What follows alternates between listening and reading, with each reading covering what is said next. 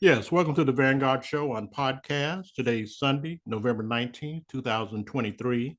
And today I have a very special guest, someone I've admired for a long time, him and his brother as well, Comrade Aaron Dixon of the Seattle chapter of the Black Panther Party. He's also an author of this tremendous book I read years ago.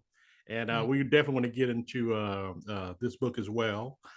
He was the captain for the Seattle chapter of the Black Panther Party. Again, he's a writer. He was a political candidate as well. And it is definitely a pleasure and honor to meet you, Comrade Aaron. How you doing? I'm doing okay. It's an honor to meet you as well. Yes, sir. I met you in New Orleans, and I know that there were celebration, or I should say, commemorations of the Black Panther Party in Oakland and New York, Chicago. What brought you to New Orleans? Well, I was invited by Malik, and I have a lot of respect for Malik. I have a lot of love for Malik, and for the New Orleans chapter as a whole. And so a couple of our first comrades in Seattle were from New Orleans Okay. when we first started our chapter. Okay. So, and I think Louisiana period had the significance in the movement and the struggle. If you look at the history of New Orleans and history of slavery there, and the fact that Angola prison is there, which is still a legacy left over from slavery. Yes. It's unimaginable that place exists, and there's so many people in Louisiana who have been in Angola. And so the fact that Huey P. Newton is from Angola, Fred Hampton, I mean, not Angola, but Louisiana. Fred Right. Hampton was born in Louisiana. Mhm. Bunchy Carter was born in Louisiana, as well as Geronimo. Yeah, absolutely. So, and I've been to New Orleans before. New Orleans is a very special place. Okay. It's almost like a third world country in many ways. Okay. And so when he invited me, that was an opportunity. And so I said, I'm going to take advantage of this and go to New Orleans. I've been to Oakland 50th and 55th, and worked on the planning of the recent one. So yeah, I wanted to be in New Orleans though. Okay. All right. Well, he was definitely glad, very happy to meet you, and you have to tell me about this book because this was a whirlwind of experiences. And tell us about the book, how it came about, and also, in terms of your family and coming up in Chicago and all that. Give us a little bit about the book. My People Are Rising. Yeah, my people are rising. Well, when Huey P. Newton was murdered in West Oakland, that's when the thought came to me that I wanted to write a book about my experiences in the Black Panther Party. And I felt that it was important to share that. I felt that, other comrades, it's important for us to keep our history alive and tell the history of our experiences about the Black Panther Party, good and bad. Okay. And so, yeah, it took me a while to write it because I was a single dad at the time, working as a gang counselor, and crack cocaine was ravaging our community. So I was spending a lot of time and doing work in the community.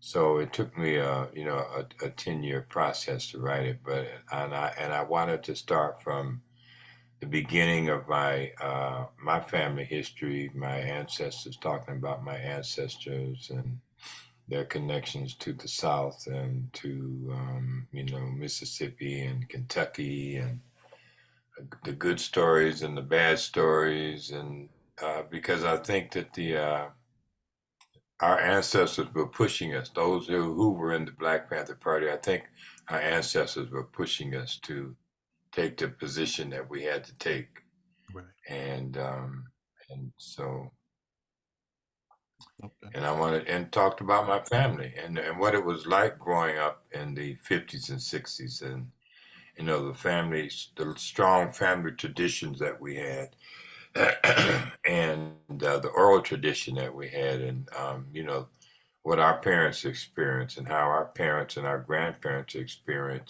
experiences played a key role in what we were going to be doing in the future. Okay. And I did one of the relatives that you wrote about very lovingly, as you did all of them, but your great great great grandmother Emma.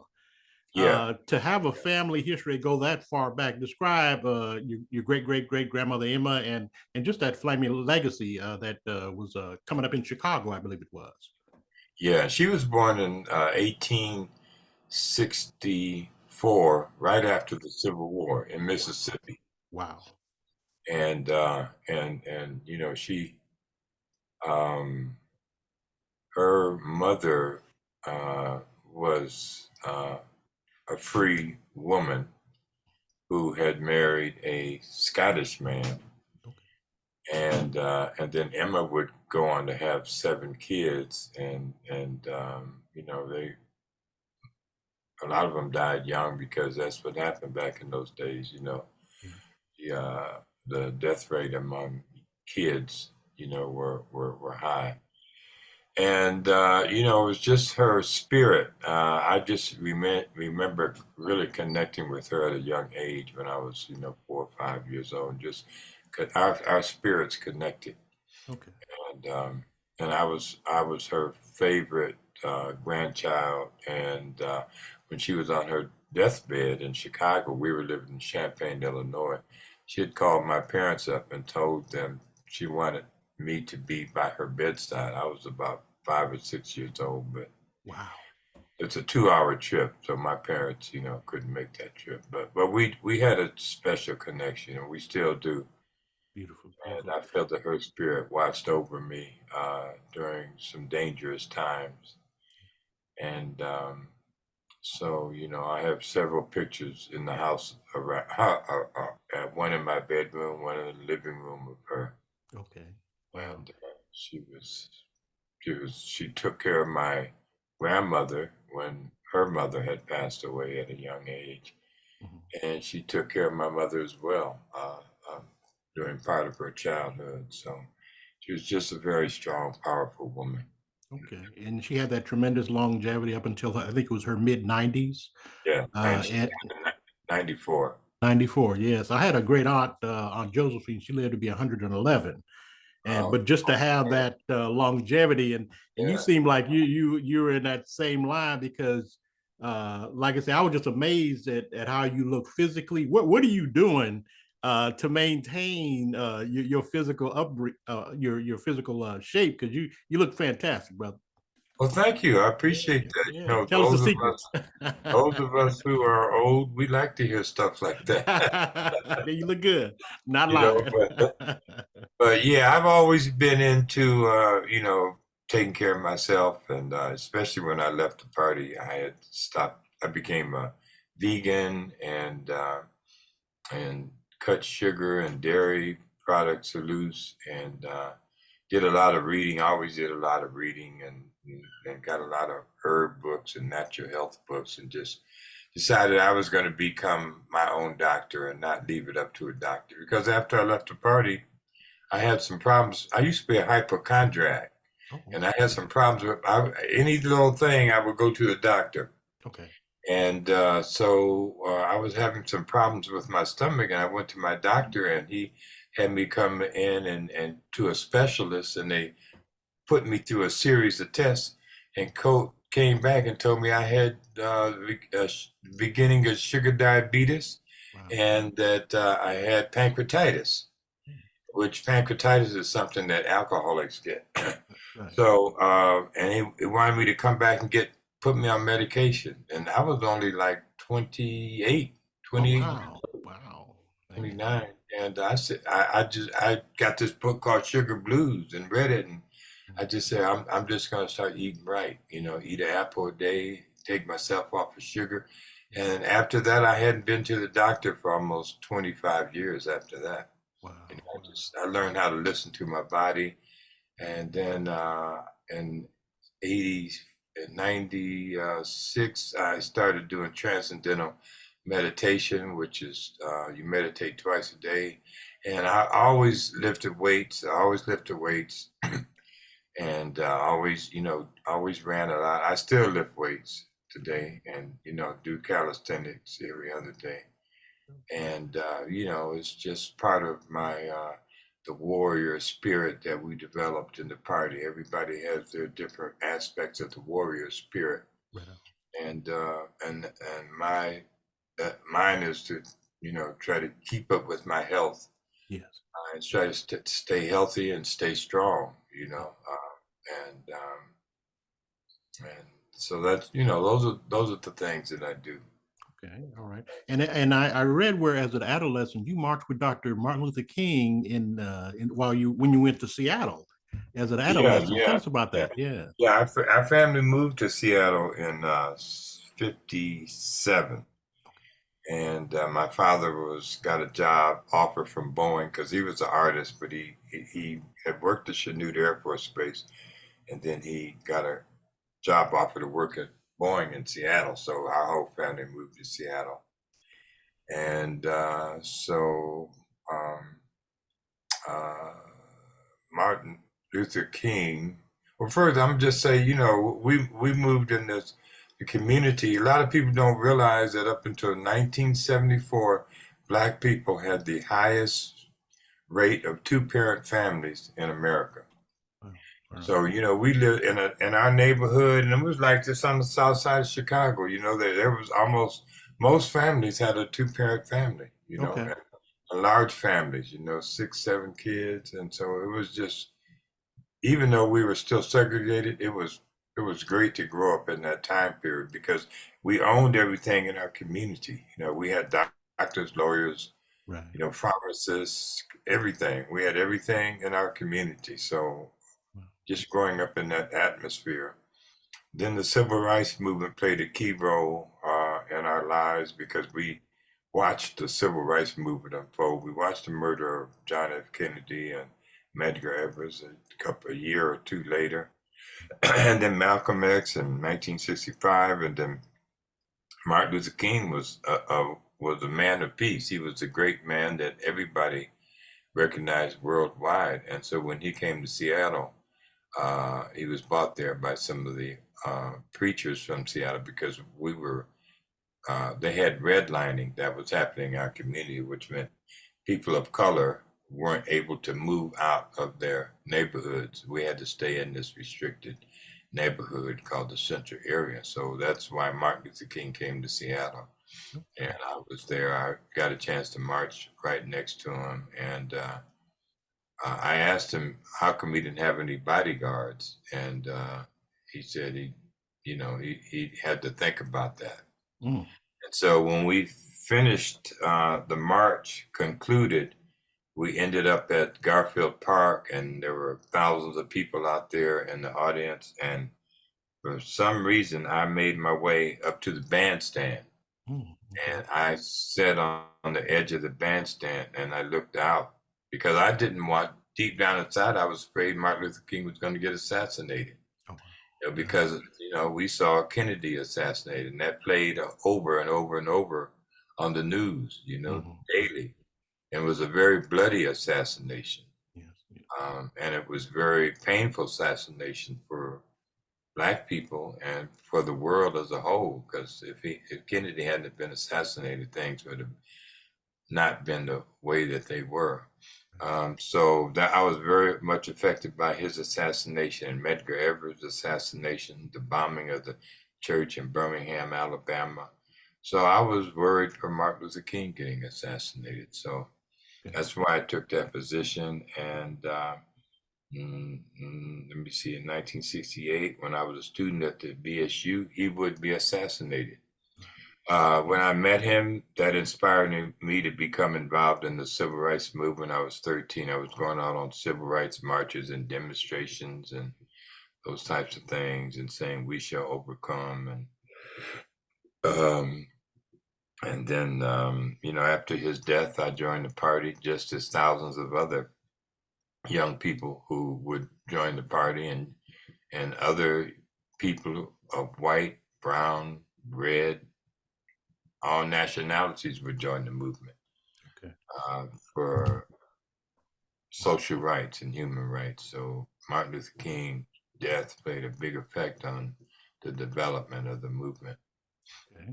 And I was going to ask you, to go from, say, the civil rights movement to the Black Panther Party as a revolutionary vanguard movement within the confines of the United States.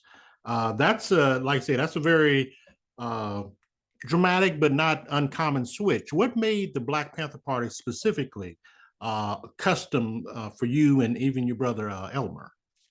Well, I think the Black Panther Party was custom for all of us who joined, because we were full of anger. We were full of a lot of rage. And when Martin Luther King was assassinated, you saw the rage. You saw the rage in the Watts riot, and then the riots that would happen every summer across America after the Watts riots. And every city, every major city was having a major riots.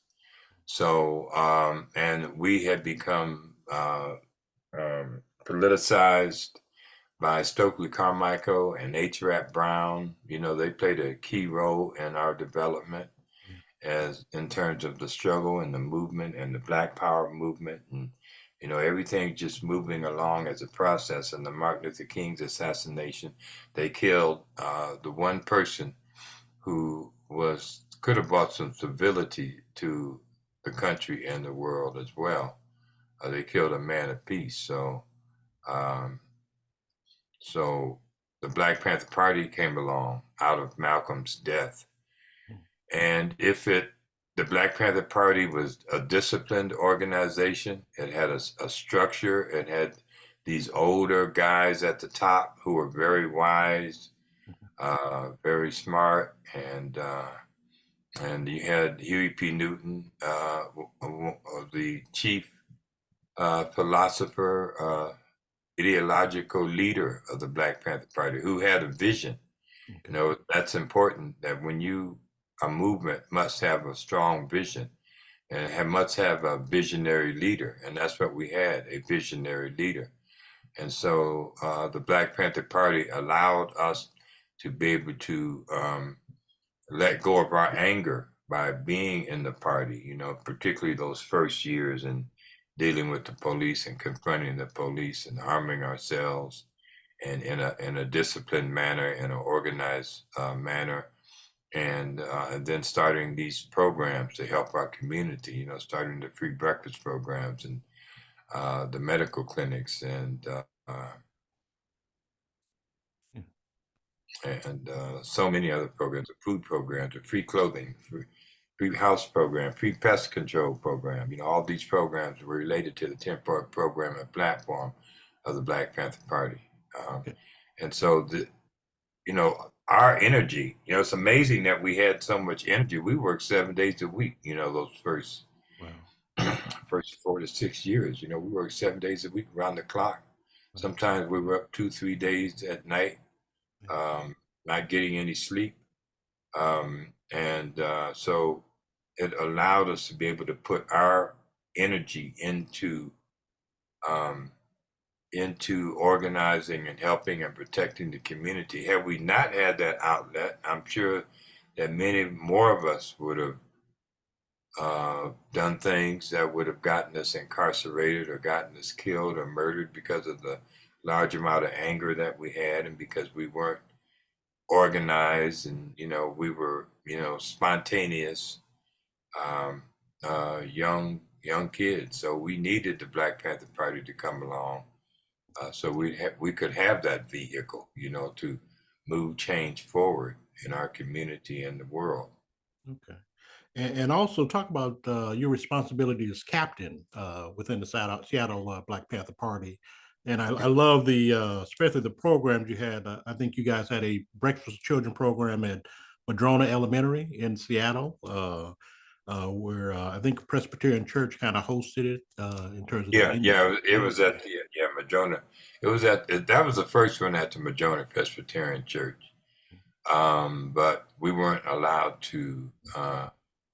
They had made a point where because we were still carrying our weapons around, and so they decided that we couldn't have it there anymore. So we opened up our real first permanent breakfast program at the Atlantic Street Center, and that was run by a Japanese man who we had got turned down from a lot of the black churches, and but he gave us the okay to have our breakfast program at his community center. Matter of fact, we got a lot of support from the Japanese community there because many of them had been in the internment camps. Right. And so they supported the work of the Black Panther Party. Then we eventually opened up 5 breakfast program locations. Then we opened up the pre-medical clinic in 69, which is still open today. And started all kinds of other programs and organizing. Yeah. One of the things I loved as well is that the establishment of a chapter outside of California was Seattle the first chapter established outside of the state of Yeah, California. yeah. Seattle was the first chapter established outside of the state of California, and we were actually the Washington State chapter because we were also had a chapter in Tacoma, Washington. We had young people that we worked with at Washington State and Pullman, Okay. and then we were over the Portland chapter and the Eugene chapter as well. But yeah, we were the first chapter outside of the state of California. Okay. And I was just thinking that what was the climate like during that? It was the counterculture area in the late 60s, early 70s. What was Seattle like in terms of organizing, living? Talk about that experience living then at that time. It was, we had really a tight-knit community in Seattle, and Seattle was known as a liberal city as well. We had a liberal mayor. Right. We got a lot of support from the community. And it felt really, powerful. The community actually came to our support on many times. One time when the police department had surrounded our office and wanted to arrest one of our comrades who was not guilty of something they accused him he was guilty of. Right. But the community came out and supported us, Okay. stood in front of between the police and our community center. So it was, then you had the free love movement, you had the hippie movement. And so Right. you had all these young whites who were joining SDS, and there was an organization called the Seattle Liberation Front that closed down the I-5 freeway that I think they put maybe like 10,000 people out on the freeway. Wow. And they had the home of Jimi Hendrix and Oh wow, yeah. all of the things that came with that time period, and so the atmosphere was just powerful. It was just beautiful. A lot of the white organizations we worked with, they provided us vehicles that we needed. They provided all kind of resources that we might need. Okay. Worked closely with the Communist Party in Seattle. So it was, and Portland, we would go down to Portland, and there was a lot of good things happening in Portland and Eugene. Yeah. And it was just, it was just a beautiful, beautiful time period in American history. Yeah. And how long were you in the party? In terms, did you go all the way to the end, or what was your time period of service? I was in the party for 10 years. In 1972, because there was a split in the party with Eldridge, and the party decided to do a centralization program and bring chapters and branches down to Oakland to purposely take over the city of Oakland and run Bobby Seale's campaign and Elaine Brown, Bobby Seale for mayor, Elaine Brown for city council. Right. And so I spent, did a lot of work. Most of my work was as officer of the day while I was down there. I worked with the legal office, and then I worked with Elaine Brown, who became the first woman to lead the Black Panther Party in 1974. Mm. And I was her assistant, and I worked with her until when she left the Mhm. party.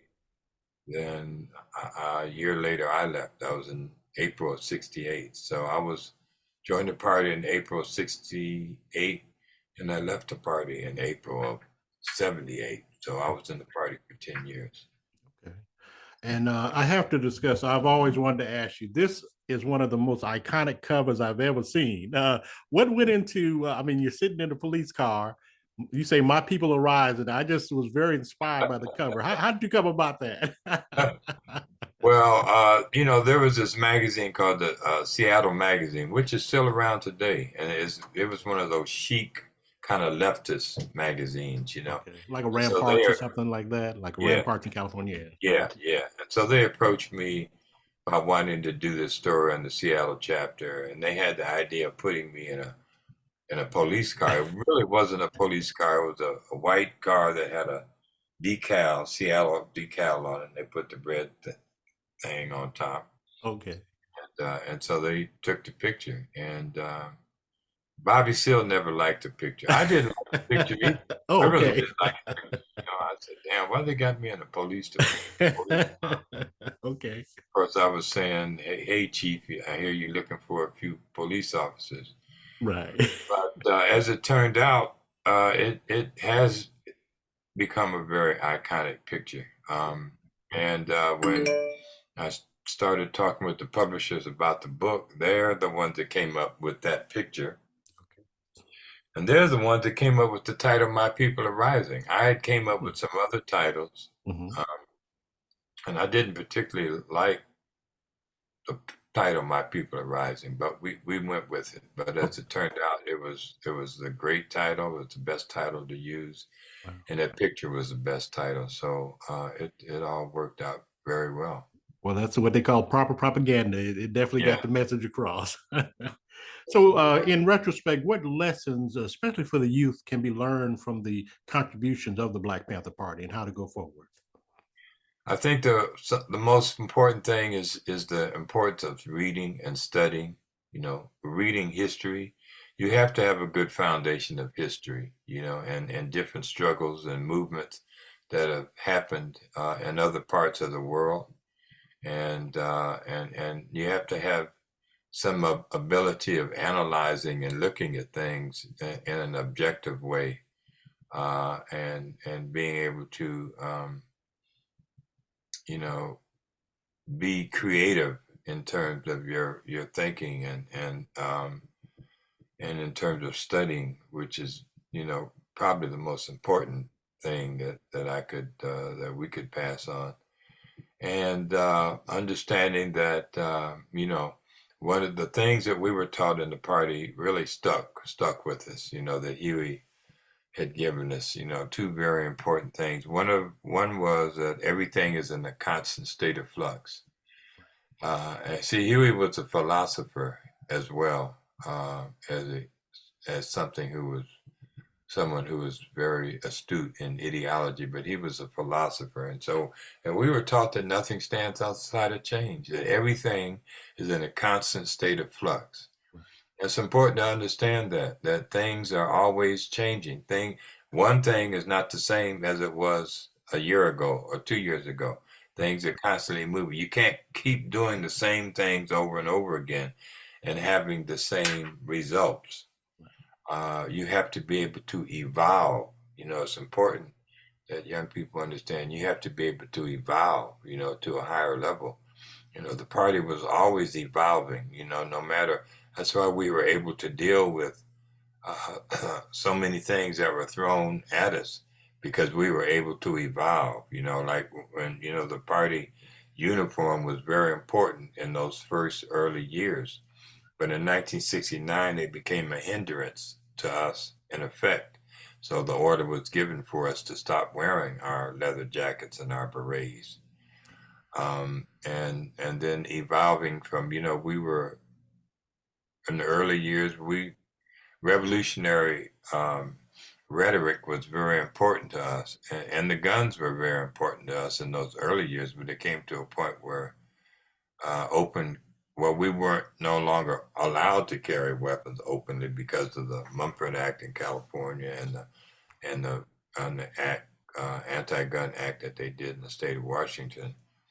So we had to move away from that, and then we recognized that the people weren't ready for what we wanted to create was revolution, because the revolution was taking place all over the world. They had revolutionary movements in all the continents, and so we were part of that revolutionary wave.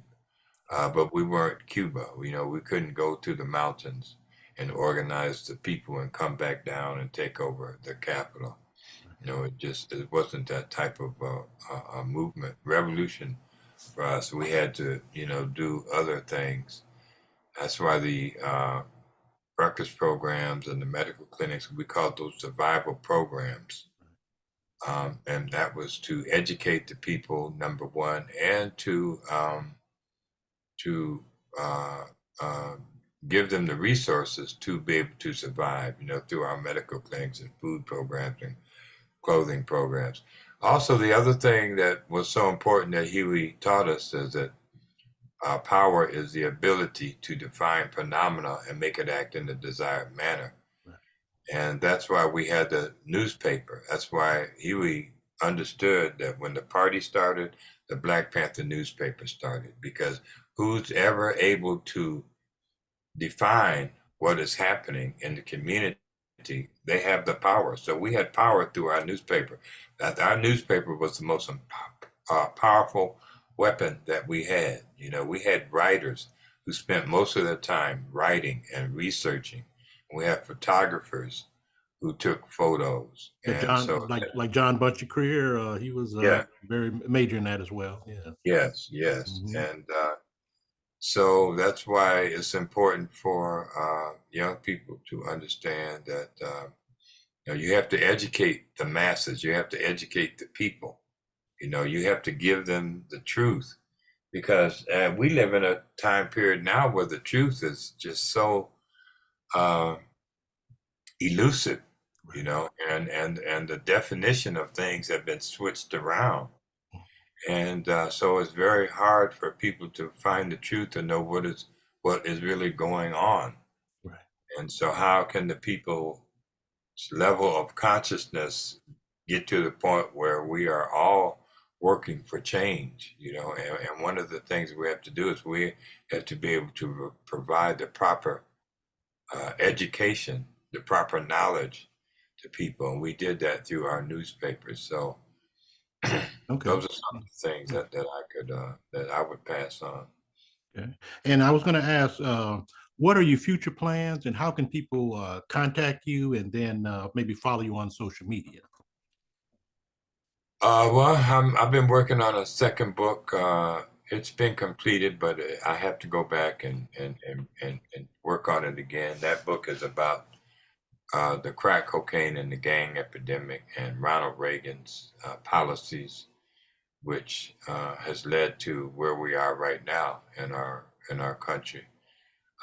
So I've been working on that, and working on some other writing projects, working on some other books, and working on film project as well. So and working to create a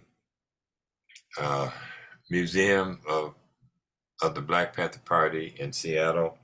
Okay. And also working with the Huey P. Newton Foundation to create a museum in Oakland as well. So Okay. those are some of the things that I'm doing. Okay. And how can people reach out to you, contact you, follow you via social media? Yeah, I had a Facebook page and I had over 6,000 followers, but it got hacked, Okay. and Facebook wouldn't let me get back in. It took me like 3 months to start a new Facebook page. So they can reach me on Facebook. They can send me a Facebook request, AaronDixon.com on Facebook. and that is the best way that they could reach me. Or if somebody has some questions, they could contact you, and you can get in contact with me. Absolutely. Well, yes. Yes, sir. Well, I want to definitely thank John Bunchy Creer and Brother Malik Rahim in New Orleans, because as soon as they told me you was coming, I say, well, look, I never got a chance to really sit down and talk with you. I think we did see each other in Oakland for the 50th, but I didn't get a chance to engage with you. So it's such an honor to, speak with you. And again, good luck with any projects and anything you got new, you can definitely come on the platform to talk about it. Well, thank you, and I was honored to be able to be on your show today. Yes, absolutely. Well, look, have a great day, comrade, and I'll definitely be in contact with you soon. Thank you. Take care. All power to the people. All power. Yes, sir.